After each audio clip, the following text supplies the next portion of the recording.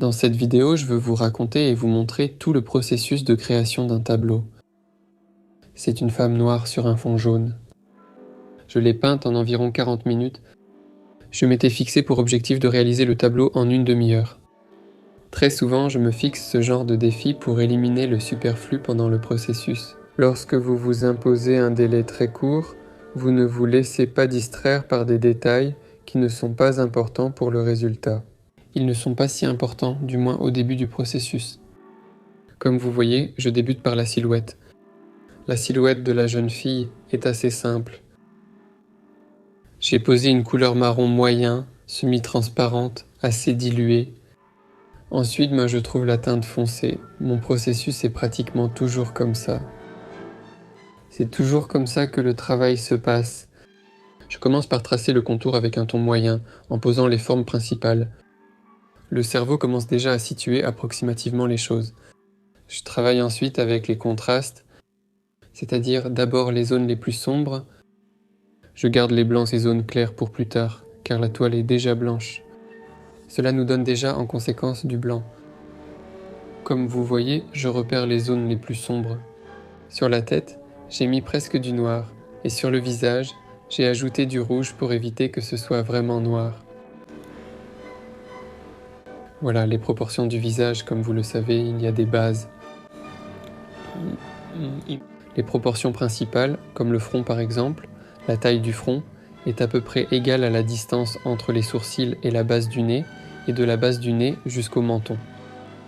Ensuite, regardez, quand j'ai trouvé ces formes principales, ensuite j'ai pris les tons clairs et j'ai trouvé les plus lumineux. Les tons les plus lumineux, je les mélange souvent, jaune, blanc, rouge, voilà. Mais selon l'éclairage, les tons les plus lumineux peuvent aussi être froids. Par exemple, simplement du blanc, du bleu clair, peut-être un peu de rouge. Là, il faudra toujours regarder dans sa propre version, sur sa propre référence. Je réalise ce portrait d'après une photo.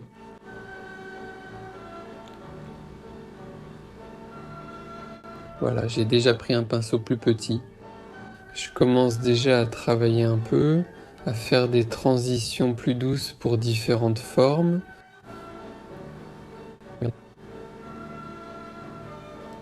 Mais ici, il est très important de ne pas prendre un pinceau trop petit. J'ai pris un pinceau plus petit, mais en réalité, il n'est pas petit. Sa taille est d'environ 12. Un pinceau biseauté est souvent assez pratique pour certains détails, les cheveux. En principe, un pinceau plat classique fonctionne aussi très bien. Elle permet simplement d'ajouter aussi certaines subtilités. Voilà, regardez, j'ai ajouté. Quand j'ai pris des couleurs chaudes puis soudainement du bleu foncé, le bleu froid sert déjà à indiquer les ombres, les zones sombres, différentes parties. Ce qui est intéressant ici, c'est que très souvent la règle fonctionne. Si la lumière est chaude, alors les ombres sont froides. Dans ce cas, j'ai décidé que la lumière serait chaude et les ombres froides. Je dis bien que j'ai décidé cela, ce qui est souvent le cas dans l'original. Sur la photo, on ne voit pratiquement pas si la lumière ou l'ombre est froide. Deuxième point, je prends souvent et j'essaie des choses que je n'ai jamais essayées auparavant, des touches plus nettes bien sûr. C'est-à-dire que l'expérimentation bien sûr n'est pas toujours réussie, mais on réalise beaucoup de choses quand on essaie ce qu'on n'a jamais fait.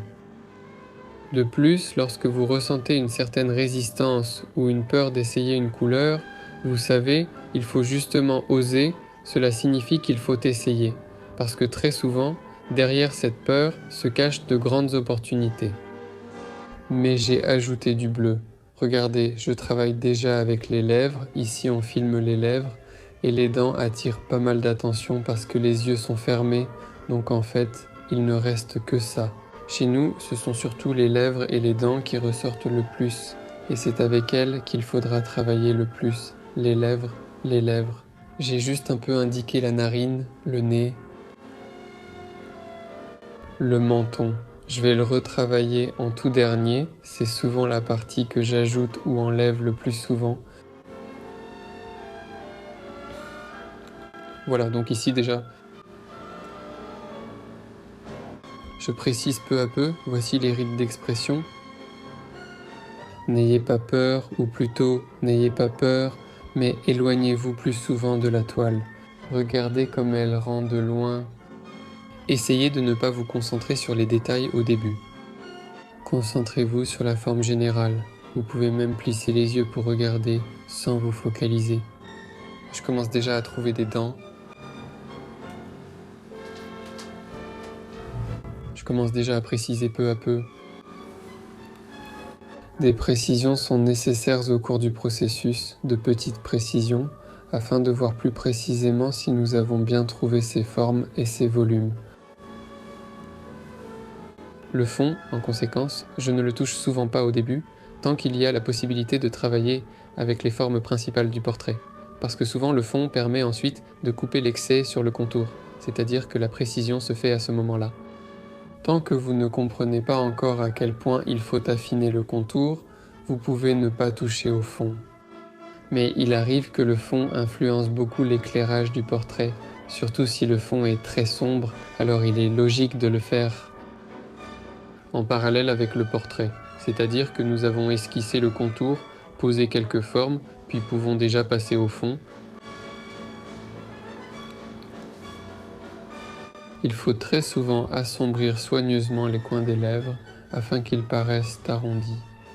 En général, le visage est composé de formes arrondies, pratiquement toutes, et il faut comprendre que si la lumière tombe, par exemple sur le nez, sur la partie la plus haute, alors sur les côtés, la lumière est moins active, moins intense, donc ça doit être plus sombre.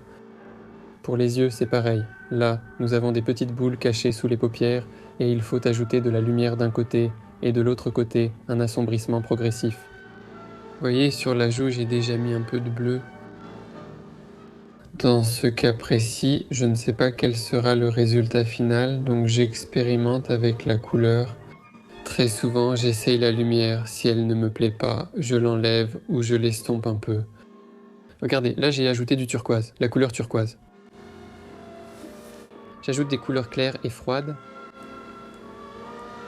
C'est-à-dire que même si j'ai déjà fait pas mal de portraits colorés comme ça, je me trompe encore souvent, j'essaye, ça ne me plaît pas, alors j'efface, j'essaye une autre couleur.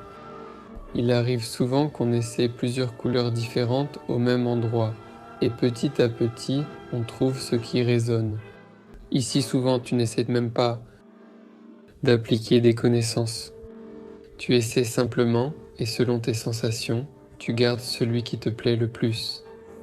Regardez, avec du turquoise, j'ai mis en valeur les cils et les sourcils, en particulier la partie supérieure des cils, en laissant la partie inférieure sombre.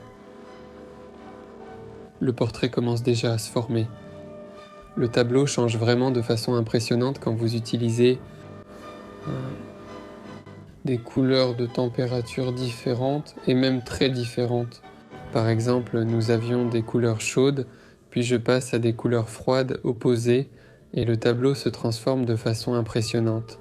Regardez, quand j'ai ajouté des couleurs froides sur les zones lumineuses, sur les plus clairs, sur les lèvres, le tableau s'est vraiment transformé de façon impressionnante. Elle est bien plus naturelle, alors qu'au début la lumière paraissait chaude et les ombres froides. En suivant strictement cette règle, je n'aurais pas appliqué de couleurs froides sur les zones claires. Mais là j'ai décidé d'essayer et en fait ça m'a vraiment beaucoup plu. C'est ici que l'image s'est déjà formée. Je commence déjà à préciser les petits détails. Il s'est écoulé en fait, si on parle du temps réel sans accélération, environ 20 minutes. Ah, en fait la vidéo est accélérée 2 fois chez moi. Un peu plus que 2 fois.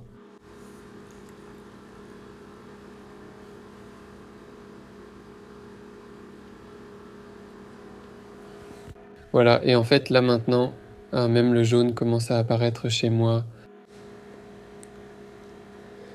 Très souvent, je me laisse guider par des pensées comme, par exemple, j'ai pris certaines couleurs. Oui, j'essaie des couleurs que je n'ai jamais essayées, donc différentes. Là, par exemple, j'ai essayé le jaune, je n'ai pas aimé, alors j'ai pris du rouge. Et ainsi, en fait, je continue jusqu'à ce que je trouve ce que je cherche. Souvent dans le processus, je ne sais pas ce que je cherche, je veux juste que ce soit beau. J'essaye donc différentes options.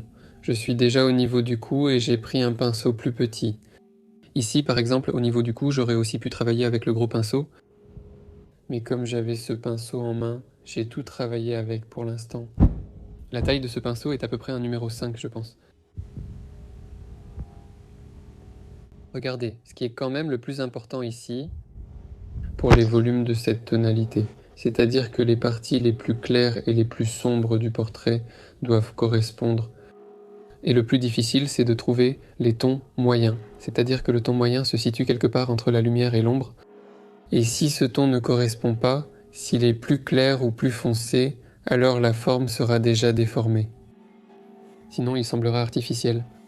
Très souvent, il m'est arrivé par exemple de créer une forme, mais elle ne paraît pas naturelle, pas réaliste.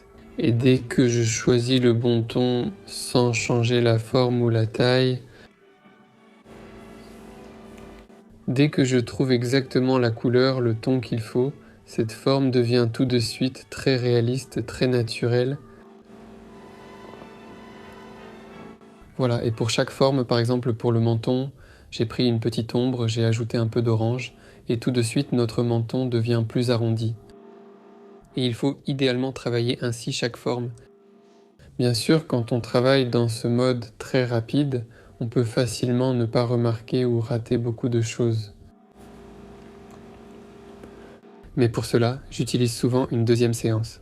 C'est-à-dire, par exemple, ici, ce tableau m'a pris 40 minutes et ensuite, je prends absolument le temps d'y revenir avec un regard neuf 1 heure plus tard. Peut-être qu'il ne faut pas non plus laisser reposer trop longtemps, parce que vous risquez de perdre l'ambiance dans laquelle vous avez peint ce tableau, et alors vous aurez envie soit de tout refaire, soit de changer autre chose. On peut gâcher cette première impression qui était là au début. C'est pourquoi, dans 1 heure par exemple, on peut même aller boire du thé pendant 15 minutes, revenir et corriger quelques petits détails. Très souvent aussi, je prends des photos, je les transfère sur la tablette et je mets l'image originale à côté de la photo de mon travail. Je regarde ce qui, à certains endroits, rend moins bien, par exemple dans l'original. Regardez, je commence à faire le fond, j'ai mélangé une couleur assez complexe, une sorte de pistache. En fait, au début, je l'ai mélangé comme ça. Je vais d'abord faire avec cette couleur, puis j'ai compris qu'il manquait un peu de vivacité, d'intensité à la peinture, donc je vais modifier la couleur, mais vous allez tout voir maintenant.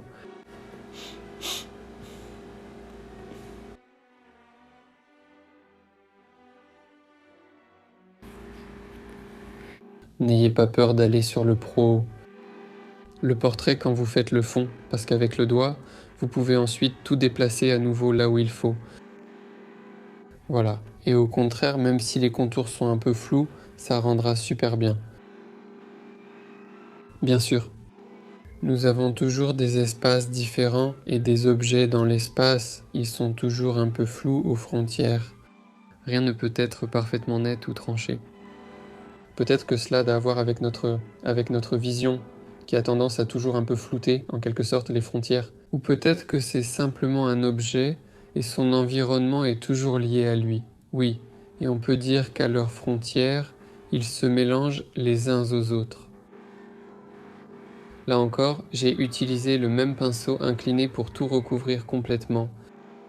Au début, j'aimais bien ce fond, en principe, mais ensuite j'ai eu envie de plus de luminosité. Maintenant, je vais la chercher. C'est ici plus précisément un peu les pommettes.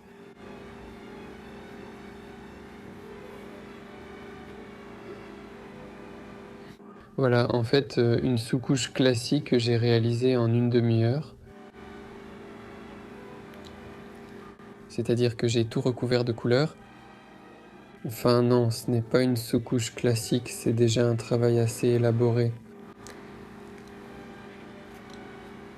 Une sous-couche classique est souvent faite de manière plus grossière.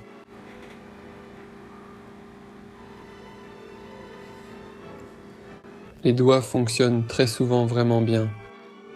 Ici, quand tout est recouvert de couleurs, vous pouvez déplacer le fond vers le portrait ou le portrait vers le fond, c'est-à-dire que vous pouvez déplacer les éléments. Et là, regardez, j'ai mélangé la couleur jaune, moi j'ai compris qu'il fallait la rendre un peu plus vive. Dès que j'ai commencé à le faire, j'ai tout de suite ressenti que ça rendait vraiment très bien. Et vous voyez, sur la peinture encore fraîche, j'ai commencé à appliquer directement ce jaune. C'est super quand toute la peinture fraîche a un dégradé. J'ai même un peu travaillé de la main droite, regardez.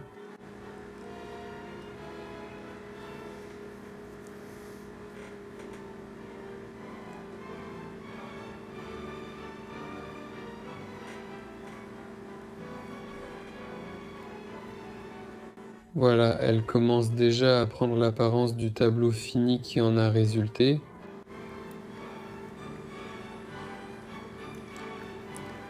Ces tableaux, réalisés très rapidement, ont un certain charme. On y lit très bien l'ambiance. Parce que vous avez une certaine énergie à ce moment-là, et vous la transmettez sans rien retenir, en vous concentrant au maximum. Oui, parce qu'il le faut. Eh bien, si j'ai une tâche à accomplir, oui, en une demi-heure, en 40 minutes, je me pousse au maximum et je me concentre autant que possible à ce moment-là. Quand nous nous concentrons au maximum, notre énergie coule comme un vrai fleuve vers un seul endroit, dans ce cas précis, vers le tableau. Et très souvent ça marche vraiment bien. En fait, beaucoup de mes tableaux comme celui-ci, y compris celui-ci, se sont vendus assez rapidement. Le tableau a littéralement eu juste le temps de sécher, et il a été vendu tout de suite. Et ça m'étonne toujours que quand je fais un tel tableau, pourquoi je n'en fais pas plus? Je pourrais en faire chaque jour. En fait, j'y travaille, j'essaie d'y arriver, pour que, je ne sais pas, je me lève le matin et je peigne un tableau comme ça. Ensuite, tu fais déjà autre chose. En résumé, réalise ces travaux rapides aussi souvent que possible. Je détaille déjà un peu les dents avec un pinceau fin. Il faut absolument assombrir. Pour l'instant, regardez, les dents semblent être en une seule rangée. J'ai assombri les gencives sur les côtés, maintenant je vais foncer un peu les dents. Au moins, il faut absolument assombrir. Oui, regardez, ça commence un petit peu. C'est-à-dire, vous devez comprendre que nos dents ne sont pas alignées en une seule rangée, elles sont disposées sur une mâchoire arrondie, donc il faut absolument assombrir sur les côtés. Et là, j'assombris déjà un peu partout.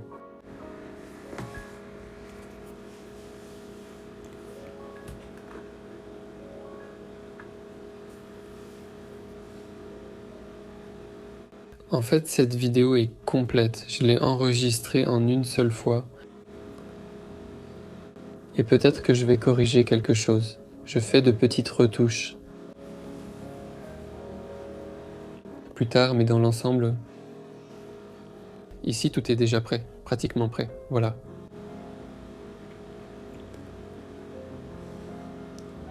J'espère que cette vidéo vous a aidé. En fait, j'ai accumulé pas mal de vidéos comme ça, mais je n'avais tout simplement pas eu le temps de les commenter.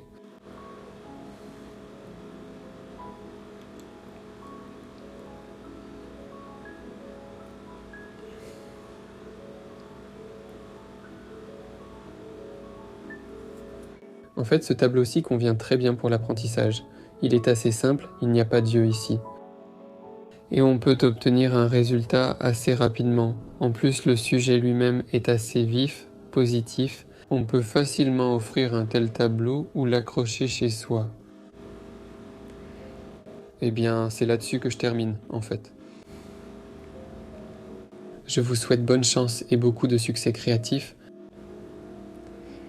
Expérimentez davantage.